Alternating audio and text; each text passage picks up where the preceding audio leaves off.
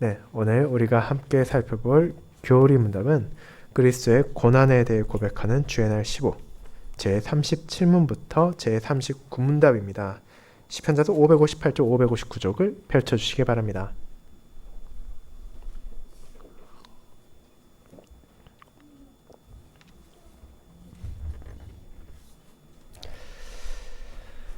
하이데벨 교리 문답 주의 날 15를 교독하도록 하겠습니다.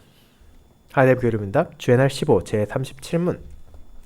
그분이 고난을 받으시고 라고 말할 때 당신은 무엇을 고백합니까?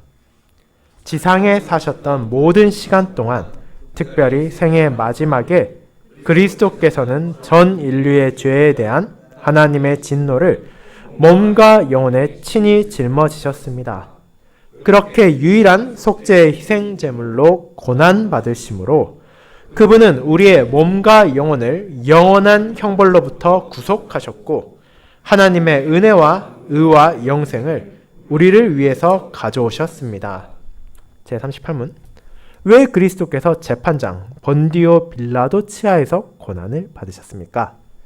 그리스도께서는 무죄하셨지만 땅의 재판관에게 정죄를 받으셨고 그렇게 하심으로 우리 위에 내려진 하나님의 준엄한 심판에서 우리를 자유롭게 하셨습니다. 제39문. 그리스도께서 다른 방법으로 죽지 아니하시고 십자가에 못 박혀 죽으신 것은 특별한 의미가 있습니까? 그렇습니다. 그리스도께서 십자가에 못 박혀 죽으심으로 내 위에 놓여있던 저주를 그분 자신이 전가받으셨다는 것을 나는 확신할 수 있습니다. 왜냐하면 십자가에 못 박힌 사람은 하나님에 의한 저주를 받은 것이기 때문입니다. 네, 말씀 봉사 후에는 찬송 1장을 통해 사도신경을 함께 고백하는 찬송 38장 3A 3B 4절을 부르도록 하겠습니다.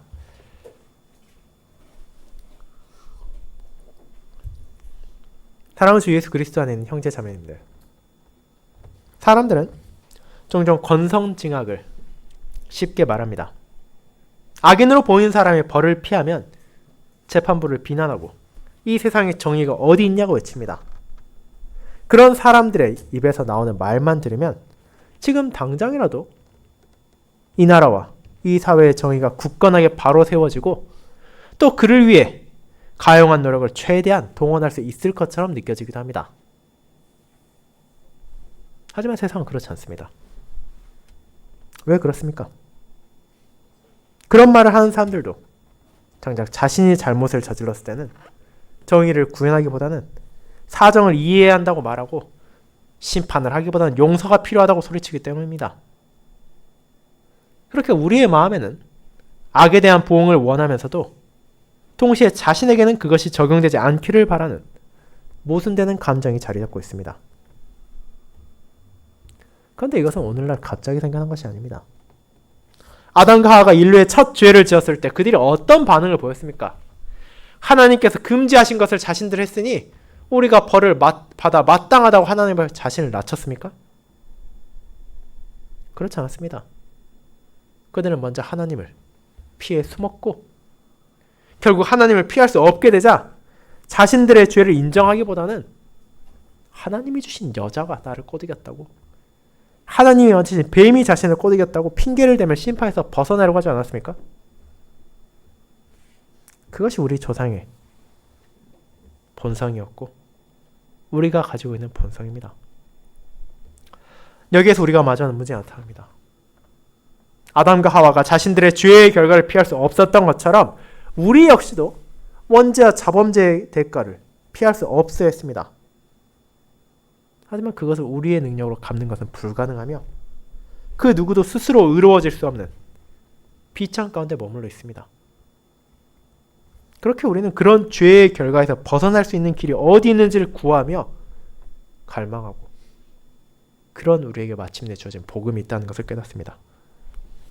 그것은 내가 나의 죄로 인한 심판에서 피할 수 있게 되었고 내 위에 있었던 하나님의 저주가 제거되었다는 것입니다. 하지만 그것은 아무 대가 없이 그냥 사라진 것이 아닙니다. 교리문답 주의 날 15는 바로 나를 위해 누가 그 모든 값을 치렀는지를 그리고 그 결과가 무엇이며 우리가 어떻게 그 사실을 확신할 수 있는지를 하나님의 말씀을 요약해서 알려줍니다. 저는 그와 같은 내용을 불의한 자를 위한 의로운 자의 고난이라는 제목을 통해 저와 여러분을 위한 그리스도의 고난을 함께 고백하며 우리에게 주어진 죄 용서의 은혜를 살펴보고자 합니다. 이를 첫 번째, 완전히 의로운 자가 받은 고난. 두 번째, 완전히 불의한 자가 받은 자유. 세 번째, 고난과 자유의 결과를 확신하게 하는 저주라는 대주로 나누어 보도록 하겠습니다. 먼저 첫 번째, 완전히 의로운 자가 받은 고난에 대해 알아보겠습니다. 형제자매 여러분, 지난주에 우리는 주의 날 14를 통해 성자 하나님의 성육신이 과연 우리가 어떤 영광인지를 알아보았습니다. 그리고 그 안에 담겨있는 것은 성육신하신 그 순간부터 실제로는 우리를 위한 성자 하나님의 구속사역이 이루어지고 있었다는 것이며 그를 통해 우리에게 베푸신 크신 은혜가 드러난다는 것이었습니다. 성자 하나님께서 우리와 달리 참된 인성을 스스로 취하신 분이십니다. 자신의 의지와 무관하게 일어난 일이 아니라 그분께서 자발적으로 그것을 받아들이셨다는 것입니다.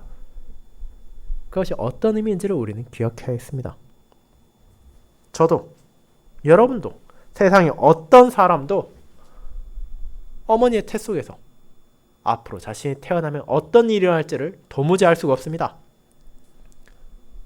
자신이 성공할지, 실패할지, 건강하게 태어날지, 혹은 병약하게 태어날지, 어떤 사람과 친분을 쌓고 어떤 사람과 적대하게 될지 그 누가 알겠습니까? 하지만 성자 하나님은 다르셨습니다.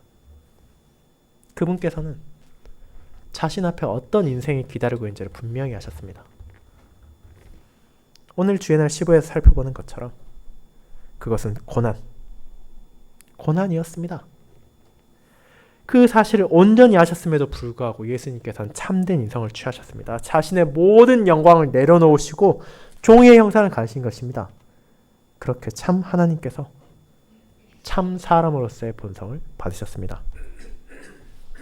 그런 그분의 사역이 잉태에서부터 시작되었습니다. 그분께서는 성령의 사역으로 거룩하게 잉태되었고 어떤 죄도 없이 태어나셨습니다. 모든 인간이 피할 수 없는 원죄를 끊고 이 땅에 오심으로써 죄 가운데 잉태되고 태어나게 되는 자신의 백성들을 그분께서 능히 구원하실 수 있다는 확신을 주신 것입니다. 모든 비참이 시작되는 장소에서 중보자의 사역을 시작함으로 그분께서는 자신의 자녀들에게 약속을 주셨고 소망을 주셨습니다.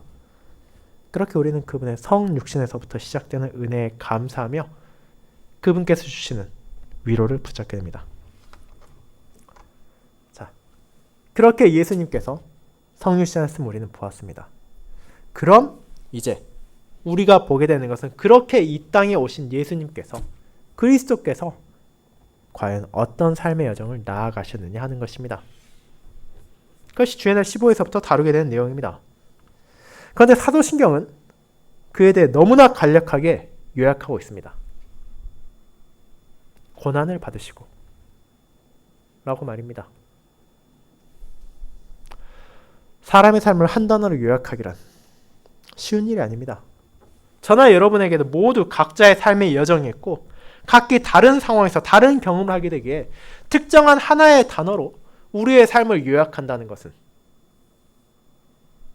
사실 말이 안 되는 것처럼 느껴질 것입니다. 그런데 이 땅에 오신 예수님, 그리스도로서 자신의 소명을 받으시고 성취하신 그분은 그렇지 않습니다. 그분의 삶은 분명하게 고난이라고 우리는 요약할 수 있습니다.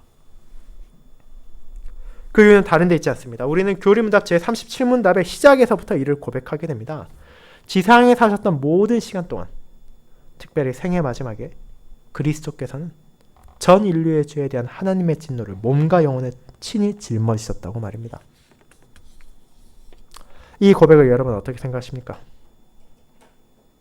한 사람 인생을 그렇게 요약하는 것은 너무 폭력적이고 부당한 것처럼 느껴지진 않습니까?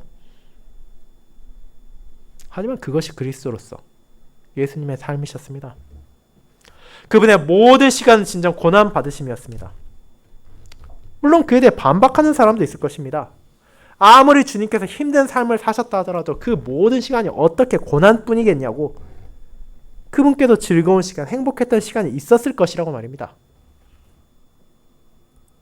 그들의 입장이 완전히 잘못된 것은 아닙니다. 분명 예수님께서도 자신을 믿고 따르던 제자들과의 시간, 그분을 사랑하고 존경한 이들과의 교제의 시간은 고통스럽다 말할 수 없을 것이기 때문입니다. 그렇게 그런 모든 순간이 있음에도 불구하고 예수님의 삶을 고난이라고 말하는 것은 너무 과하다는 시각도 존재할 것입니다.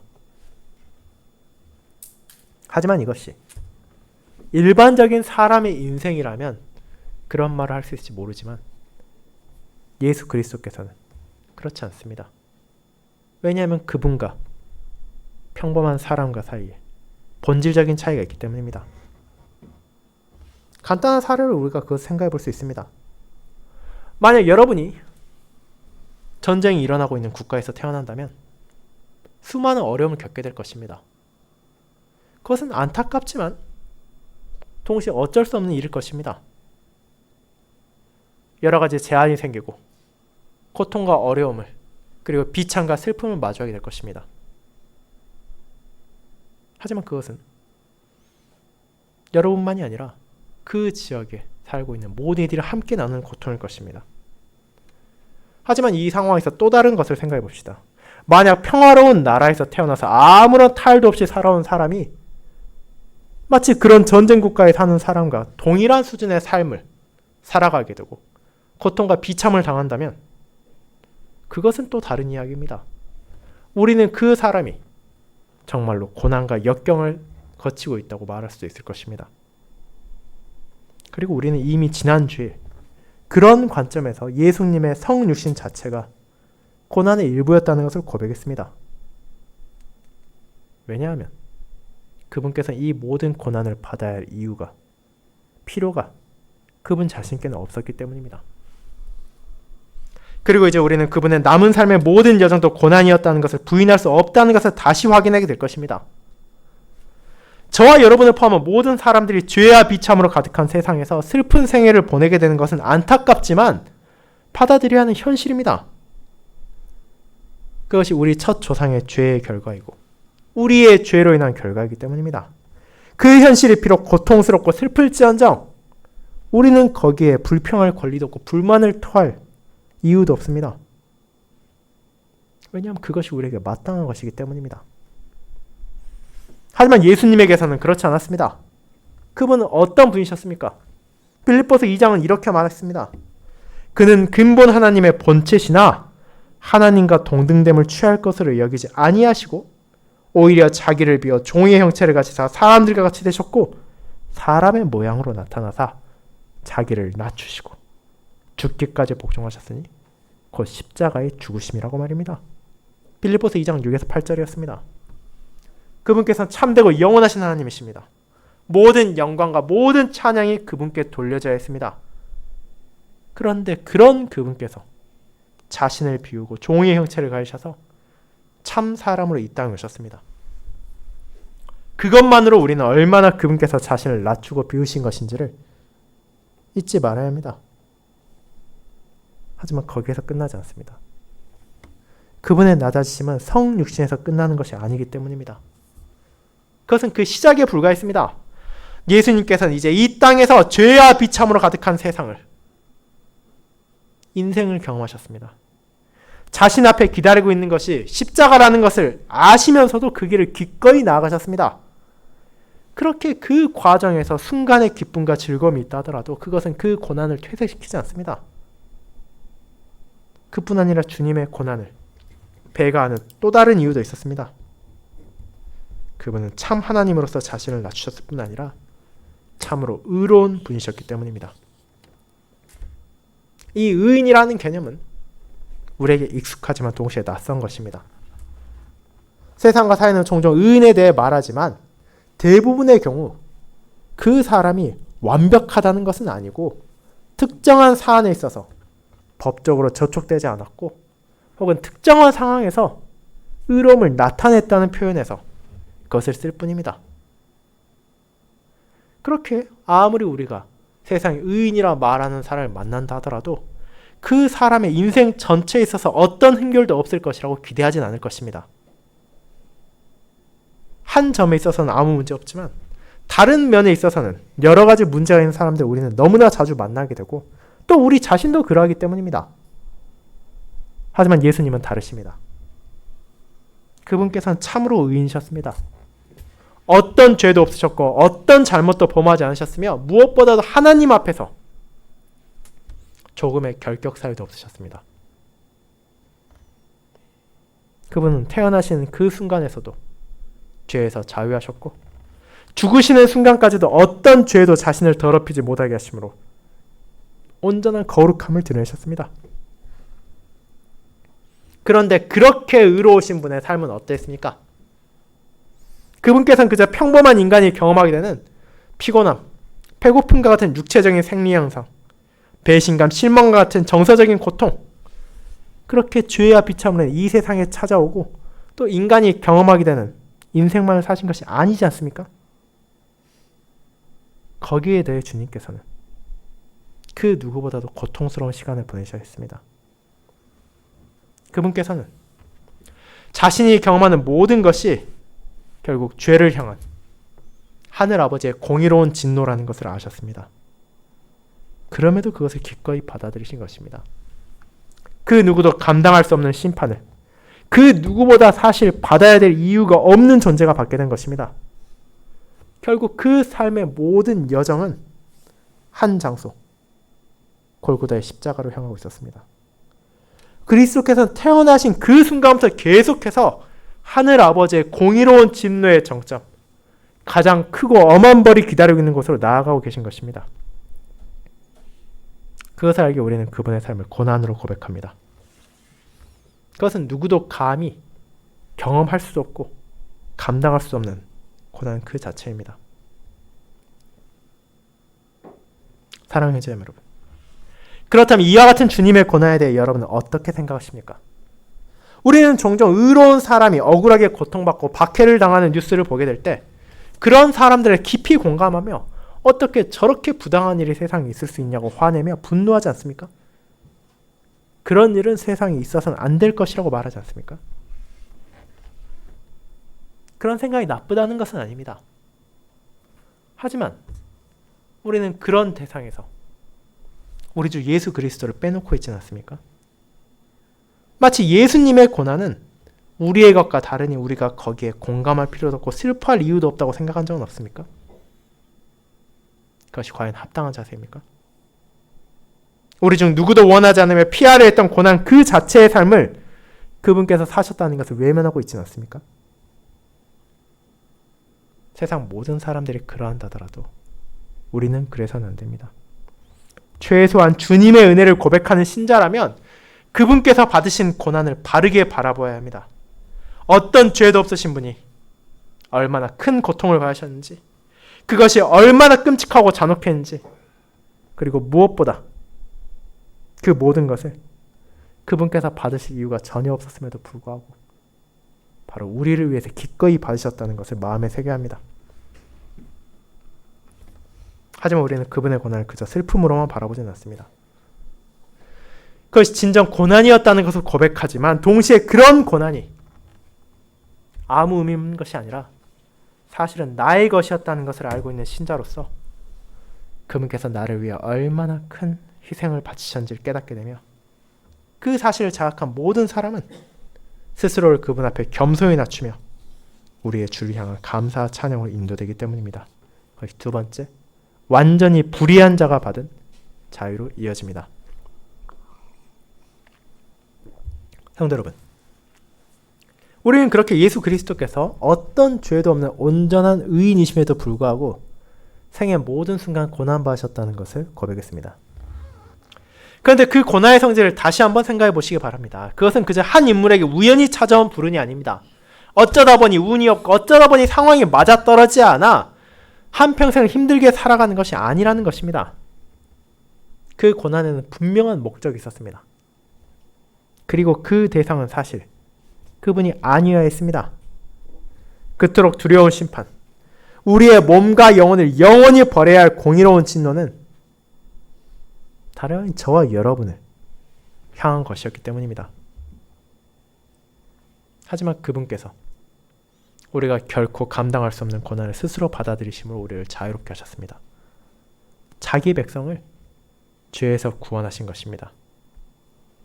그것이 바로 그리스도의 고난이 가져온 복음입니다. 물론 그에 대해 반발하는 사람도 있을 것입니다. 내가 대체 무슨 잘못을 그렇게 했기에 그토록 끔찍한 고통이 나에게 주어졌어야 했냐고 말입니다. 저는 오늘 그 점에 대해서는 자세히 다루지 않을 것입니다. 그 부분은 이미 우리의 죄와 비참에 다루는 교리문답의 제1부에서 충분히 살펴보았기 때문입니다. 간략하게 정리하자면 우리는 태어날 때부터 원죄를 가지고 있었고 이 땅의 삶에 있어서도 끊임없이 하나님을 거역하고 이웃을 미워하는 자범죄를 쌓아감으로써 가장 거룩하고 존귀하신 하나님에 대한 죄를 짓고 있으며 그에 대한 공의로운 심판이 우리의 몸과 영혼에 대한 영원한 형벌이라는 것입니다. 오늘 우리가 읽은 갈라디아 3장도 그 부분을 밝혀주고 있습니다. 갈라디아 3장 10절에 이렇게 말합니다. 무릇 율법 행위에 속한 자는 저주 아래 있나니 기록된 바 누구든지 율법책에 기록된 대로 모든 일을 항상 행하지 아니한 자는 저주 아래 있는 자라 하였습니다. 그런데 여기서 문제가 무엇입니까? 우리가 그렇게 선하고 거룩한 율법책에 기록된 모든 것을 온전하게 행할 수 있습니까? 나의 삶의 모든 영역에 한치의 부족함도 없이 그에 따라 행할 수 있습니까? 그 누구도 그럴 수 없습니다. 그렇게 11절은 이렇게 말합니다. 또 하나님 앞에서 아무도 율법으로 말미암아 의롭게 되지 못할 것이 분명하다고 말입니다. 그렇게 저도 여러분도 하나님 앞에 의롭지 못하며 저주 아래 있는 존재입니다. 그와 같은 심판을 앞두고 있다면 그 누가 소망을 가지겠습니까? 아무리 우리가 이 땅의 삶을 평온하게 살아가는 것처럼 보인다 하더라도 결국 그 삶의 끝에 피할 수 없는 영원한 심판만이 기다리고 있다는 것을 깨닫는다면 누가 그 순간을 즐거워할 수 있겠습니까? 우리가 할 수 있는 것은 어떻게든 그 형벌을 조금이라도 미룰 수 있기를 바라며 그날이 다가오는 것을 두려워 떠는 것밖에 없을 것입니다. 그런데 우리는 어떻습니까? 신자는 분명한 소망을 가지고 있습니다. 우리는 하나님의 공의로운 심판이 임할 그리스도의 날을 두려워하며 피하는 것이 아니라 오히려 기뻐하며 그날 오기를 간절히 바라고 있으며 바라야 합니다. 그 이유는 다른 데 있지 않습니다. 앞서 고백한 그리스도의 고난, 그리스도께서 지상에 사셨던 모든 기간 동안 마주하셨던 고통이 나의 것이기 때문입니다. 내가 받아야 할 심판을 그분께서 받으셨습니다. 내게 임해야 할 고난을 그분께서 감당하셨습니다. 그분께서는 율법책에 기록된 대로 자신의 모든 삶을 다스리셨습니다. 그분께서는 율법의 저주가 아니라 율법에 약속된 생명을 얻으신 분이십니다. 하지만 그 생명을 얻으신 주님께서 그것을 우리에게 베풀기 위하여 자신을 내려놓으신 것입니다. 그 사실을 너무도 극명하게 볼 수 있는 말씀이 있습니다. 의로운 자가 불의한 자로 선언되고 불의한 자가 자유를 얻은 순간이 바로 그것입니다. 우리는 마태복음 27장에서 빌라도의 법정을 살펴볼 수 있습니다. 로마가 보낸 총독의 권한으로서 빌라도는 유대인들의 청원에 따라 죄수 한 사람을 놓아줄 수 있는 권한이 있었습니다. 그리고 그 해의 후보로는 바라바와 예수가 있었습니다. 총독인 빌라도조차 예수에게는 죄가 없었다는 사실을 알고 있었으며 그를 놓아줘야 하지 않겠냐고 생각하고 있었습니다. 그와 반대로 바라바는 로마를 향해 반역을 저지른 사람이며 명백한 죄를 가지고 있었습니다. 그런데 우리는 무엇을 보게 됩니까?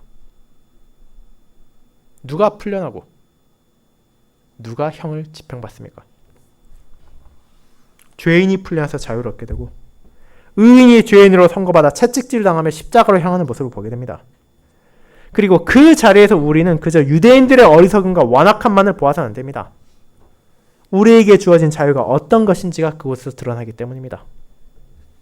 바로 바라바의 자리가 우리의 자리였기에 예수 그리스도께서 끌려가신 그 자리는 우리의 구원을 보여주는 것입니다. 저와 여러분은 아무런 대가 없이 자유롭게 된 것이 아닙니다. 어떤 희생도 없이 심판을 피하게 된 것이 아닙니다. 나의 의나 나의 선행으로 형벌을 면하게 된 것도 아닙니다. 죄인인 나를 대신하여 나의 자리에서 나에게 임할 모든 저주를 받아주신 의로운 분이 계시기에 하나님의 준엄한 심판에서 벗어나게 된 것입니다. 의로우신 예수 그리스도께서 불의한 나를 대신하셨습니다. 그분께서 나를 위하여 고난받으시고 그분께서 누리셔야 할 자유가 내게 주어졌습니다. 그분께서 이 모든 것을 기꺼이 자발적으로 행하셨기에 영원한 형벌을 피하게 되었습니다. 그것이 우리에게 주어진 복음의 본질입니다. 사랑하는 성도 여러분, 그렇게 우리는 그리스도의 고난이 어떻게 복음이 되는지를 보게 되었습니다. 만약 그분의 고난이 아무 의미가 없는 것이었더라면 일상에서 사람들이 마주하게 되는 어쩔 수 없는 죄와 비참의 영향 아래에 있는 것이라면 그것은 그저 안타깝고 슬픈 일일 뿐 그것을 보고 내가 위로를 받고 기쁨을 누리진 못할 것입니다. 의로운 사람이 형벌을 받고 고난 가운데 죽임당한다 하더라도 그것을 바라보며 저것이 복음이라고 말하는 사람이 어디 있겠습니까? 하지만 주님의 고난은 그렇지 않았습니다. 그것은 죄인이 자신의 잘못의 대가를 치르는 것도 아니었고 그저 한 의인이 소위 말하는 불운에서 억울한 고통을 당한 것도 아니었습니다. 온전히 의로우신 예수 그리스도께서 불의한 우리를 위하여 자신을 내으셨다는 것이 그 고난의 본질입니다. 세상 어디에서도 일어날 수도 없는 일이 그리스도 안에서 나타난 것입니다. 죄 없는 의인이 가장 끔찍한 형벌을 받고 비참한 죄인이 자유를 얻었습니다. 그렇게 하심으로 하나님께서는 자신의 공의를 만족시키며 자신의 백성을 향한 구원을 성취하고 자신의 사랑을 드러내셨습니다. 그렇게 우리가 누리는 구원은 결코 싸구려 자유가 아닙니다. 우리가 누리는 모든 은혜 안에는 예수 그리스도의 피와 고난이 담겨 있습니다. 그 구속의 은혜가 우리에게 소망을 주며 기쁨을 줍니다. 더 이상 우리를 하나님의 심판을 두려워하지 않게 하며 오히려 그분의 날을 간절히 소망할 수 있게 합니다. 그리스도 안에서 우리는 더 이상 죄인이 아니며 그분과 함께 누릴 영광이 약속되었기 때문입니다. 그리고 그 사실을 우리는 바로 그 십자가에서 분명하게 확신하게 됩니다. 세 번째, 고난과 자유의 결과를 확신하게 하는 저주로 이어집니다. 여러분, 그렇게 우리는 의로우신 그리스도께서 불의한 우리를 위하여 고난 받으셨다는 사실이 위로의 복음이라는 것을 깨닫게 되었습니다. 그렇다면 이제 우리가 알아야 할 한 가지 사실이 남아 있습니다. 그것은 어떻게 해야 우리가 그것을 확신할 수 있느냐는 것입니다. 바라바는 자신이 빌라도의 법정에서 풀려남으로써 자신이 자유롭게 됐다는 것을 알게 되었습니다. 하지만 우리는 어떻습니까? 저와 여러분이 어떻게 하나님의 저주에서 자유롭게 되었다는 것을 알 수 있습니까? 그것을 깨닫게 되는 장소는 골고다의 십자가입니다. 그리스도께서는 자신의 죽음의 방식을 통해서까지도 우리에게 은혜를 베푸셨습니다. 그분께서 십자가에 못 박혀 죽으신 것, 로마 시대 가장 끔찍한 방법으로 사형을 당하신 것까지도 바로 우리에게 하나님의 사랑을, 하나님의 자비를, 그리고 그분의 공의를 알게 하려 하심이었기 때문입니다. 교리문답 제39문답은 그 의미를 이렇게 설명합니다. 그렇습니다. 그리스도께서 십자가에 못 박혀 죽으심으로 내 위에 놓여있던 저주를 그분 자신이 전가받으셨다는 것을 나는 확신할 수 있습니다. 왜냐하면 십자가에 못 박힌 사람은 하나님에 의한 저주를 받은 것이기 때문입니다.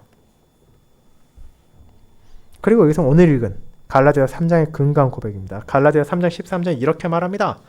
그리스도께서 우리를 위하여 저주를 받은 바 되사 율법의 저주에서 우리를 속량하셨으니 기록된 바 나무에 달린 자마다 저주 아래 있는 자라 하였습니다. 이 고백은 신명기 21장에 기반한 것입니다. 하나님께서는 나무에 달려 죽은 자는 그분의 저주를 받은 것임을 밝히셨습니다. 그런데 그분께서 어떻게 하셨습니까? 자신의 독생자를 그 나무에 매달려 죽게 하심으로 그분의 저주가 아들에게 임했다는 것을 깨닫게 하신 것입니다. 그렇게 우리에게 임해야 할 저주가 십자가에서 그리스도께 내려졌다는 것을 우리는 확신할 수 있게 됩니다. 그분의 다른 모든 고난이 자신의 것임을 분명히 깨닫지 못했던 자라 하더라도 예수께서 십자가에서 죽으신 것이 확실하며 그를 통해 하나님의 진노를 감당하신 것이라는 것을 부인할 수 없습니다. 그분께서는 자신의 제자들만이 아니라 자신을 적대한 수많은 이들 앞에서 십자가에 매달리셨고 그곳에서 죽으심으로 우리를 위한 온전한 속죄 제사를 드리신다는 것을 나타내신 것입니다. 그렇게 십자가의 의미를 바르게 깨닫고 바라볼 때 우리는 그분의 구속사역을 확신할 수 있게 됩니다. 그분께서 나를 위해 저주받으셨고 나를 위해 자신의 자유를 주셨다는 것을 말입니다. 신자는 그 자리에서 두 가지의 전가가 이루어졌음을 깨닫게 됩니다. 우리의 저주가 그분께로 전가되어서 그리스도께서 하늘 아버지의 심판을 받으셨고 그분의 의로우심이 우리에게 전가되어 우리가 하늘 아버지 앞에서 의롭다 하심을 받게 되었습니다. 하나님의 자녀가 버림받으심으로 하나님의 원수였던 우리가 그분의 자녀가 되었고 하나님 앞에서 죄인인 우리가 회복되기 위하여 하나님의 독생자가 외면받으셨습니다. 이 사실을 확신함으로 신자는 하나님의 보좌 앞에 담대히 나아가며 그분께서 나를 돌보신다는 소망을 가지게 됩니다. 그것이 바로 우리의 위로의 근거이자 우리에게 주어진 복음입니다. 사랑하는 여러분, 분명 저와 여러분 모두 지금 이 순간에도 여전히 연약하고 온전하지 않습니다. 우리가 오늘도 범하는 잘못과 오늘도 행하는 부족함은 내가 감히 하나님 앞에 나아갈 수 있는지를, 내가 감히 그분께 예배드릴 자격이 있는지를 의심하게 만들기도 합니다. 하지만 그 모든 순간 우리가 바라볼 수 있는 장소가 있습니다. 그것은 바로 그리스도의 십자가입니다. 우리는 그곳에서 정점에 달했던 그리스도의 고난을 기억합니다. 그 모든 사실은 나의 죄가 그분께 옮겨졌고 그분의 의와 자유가 내게 주어졌다는 것을 나타냅니다. 그렇게 우리는 이 확신을 붙들고 살아가야 합니다. 이 세상은 여전히 불의합니다. 우리는 여전히 온전하지 못합니다. 그러나 이제 하나님의 저주는 우리 위에 존재하지 않습니다. 예수 그리스도께서 그 저주를 자신이 온전하게 받으시고 우리의 죄에 대한 값을 치르셨기 때문입니다. 그분의 십자가가 우리를 두려움이 아닌 감사와 소망으로 살아갈 수 있게 합니다.